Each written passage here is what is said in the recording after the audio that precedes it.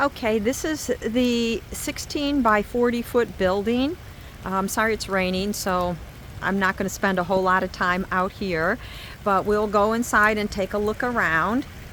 And this building is being used for storage, and it's also being used for my show dogs. And then there's a little sitting area that I use as well.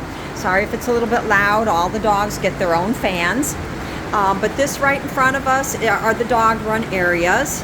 And these walls, these half walls between the dogs, they're not permanent. They're on top of the floor, so they would be very easy to remove to make it all one big open area or turn into rooms or whatever somebody wanted to do. So we see there are 4 of these run areas. 1, 2, 3, and then a 4th one down here, which doesn't have a dog in right now. And each one of these run areas has their own door that opens to an outside run. I have these fly netting things over the walls or the doors to help keep flies out. They're just Velcroed on, so I can very easily remove those. The whole building is wired for electricity. So right in front of us there we have the junction box. Overhead, I'll show you from a different angle. There are 2 lights, there are 3 outlets, and there's also a switch right by the door. So that's what it has. There is no electricity on the property right now, so it's not hooked up. But the electricity is already planned to be to the property, and Seco has already given me what would need to be done to bring it on the property as well. So that just needs to be moved forward with by the next buyer. So that's the last run. And this little area right here I use as a sitting area.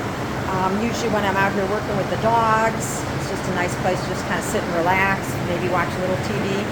The windows are all oversized. I had them made a little bit bigger so they would let more light in. And we're just going to zoom around. I have the dog runs are directly behind me right now. This is the front door where we came in. So you can see front door.